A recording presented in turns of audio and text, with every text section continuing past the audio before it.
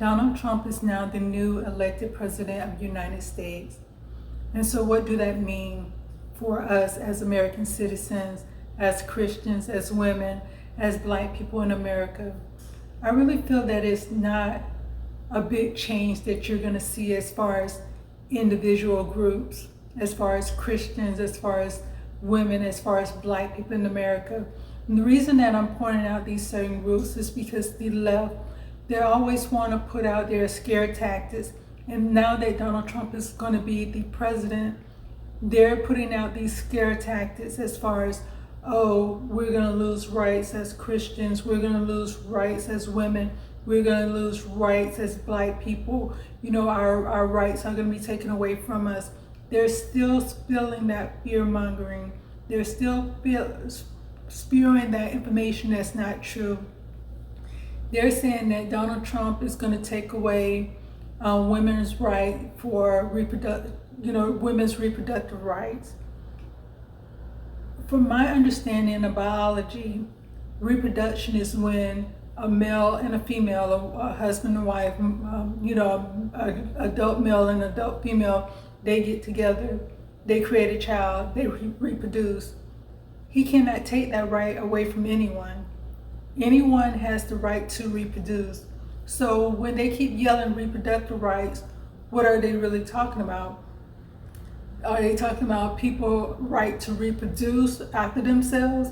Or are they talking about to be able to take the life of their child, to have an abortion, to eliminate a pregnancy? Because those are two different things. No one can take away a person's reproductive rights, the right to reproduce. And then when it comes to abortion, he's not taking away abortion. Abortion is still legal. What type of abortion is still legal is based on the state. He allowed it to remain in the state. So each state decide what are their limitations when it comes to abortion. And so abortion is still illegal in the United States. There may be difference when it comes to what state and what type of abortion you can get. They also want to put limits on how far along a woman can be to be able to have an abortion. That's taking the life of a child. But as far as the reproduction right that they still keep wanting to yell about, no one's taking away reproduction rights. And then you have the right to not have a child. You can abstain from sex. That will stop you from having a child. You can use protection. That will stop you from having a child. I know accidents sometimes happen, but the majority of the things they have out there, condoms, birth control, different things like that, that will stop you from having a child. Those things need to be spoke about as well, because not only do it stop you from having a child if you're using condom, it also stops you from catching STDs, which is also at a high rate. So those are the things that you can think about, and not put abortion as the number one. I no longer want to have this child, let me go ahead and get rid of it. Talk about other things that staying in until you're married, and then using protection, different things like that. There's other options before you ever get pregnant to get to the point of, I want to terminate this child for whatever reason that is. So, but like I said, abortion is still legal. So that right hasn't been taken away from American citizens to reproduce. So all this talk about reproduction rights, I'm not sure why they keep spilling that. And then the second thing is, as far as with Black people, they're saying that, oh, we're going to lose our rights. What rights are Donald Trump is going to take away from us? Because if you really think about it, we're too interwoven in this country. Yes, there are certain things that, may affect Black people in different ways than it may affect other nationalities. But as far as being American citizens, we're interwoven in this country. So there's certain things, certain rights that cannot be taken away from us, because they're human rights, they're American rights, they're citizens' rights. That's part of the foundation of America that they cannot go and take away, because if they take away those rights, they're going to be taken away from everyone else. That's the thing they don't want to look at. And when it comes to the left, they want to keep the Black people with the mindset of, we have to live in fear of them. We have to be afraid of them. We can't grow because of them. And as long as they keep that fear in your mind, they want you to vote for them, but they're the ones who actually are holding you back. They're the ones who's actually holding you down. Honestly, think about the last 4 years.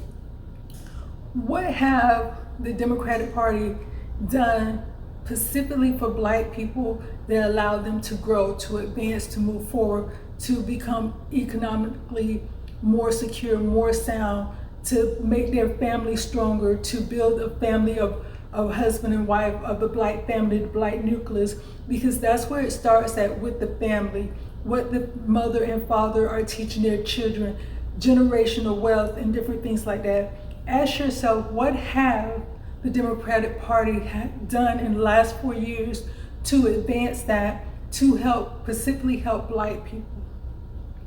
And then ask yourself, do you think you can get those things when it comes to the Republican Party now that they're in office? Do you think the economy will get better?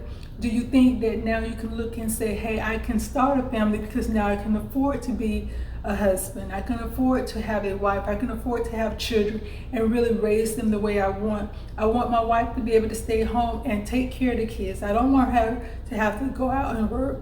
I want my kids to be homeschooled, so now my wife can be there to not only raise the kids but also educate the kids in the way that I want to. Because if the economy is not good, if the economy is not growing, if your income is not growing, it's going to make it harder for you to do those things. It's going to make it harder for you to raise your kids exactly how you want to raise your kids, with the foundations that you want them to have, with the value that you want them to have. So don't allow people to fill your mind set with fear. I feel that with Donald Trump being in the president for the next 4 years, that it's a positive thing. It's a change. Change isn't always bad. It can look bad from someone else's angle. If someone else is not, they don't want to change, then yeah, it's gonna be bad. But change can also be good. Change can also be growth. You can't have growth without change. You can't have difference without change. So look at this as something positive. As Christians, we always know that we only have one leader, and that's God.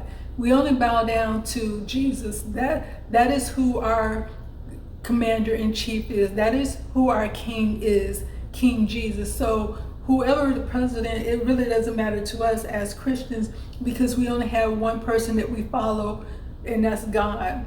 But when it comes to the leader over this country, over this state, we should always pray for them. We should always pray that they do the right thing for the country, not just for individual group, but for the country as a whole. They move forward, they try to advance the country. If you think about it with King Solomon, he was a very rich king. Because he was rich, because he listened to God, because he followed a certain direction, the whole kingdom was rich. It wasn't just he was a selfish rich king. No, it was a trickle down effect. He became rich and his whole kingdom became rich. The people living in his kingdom became rich.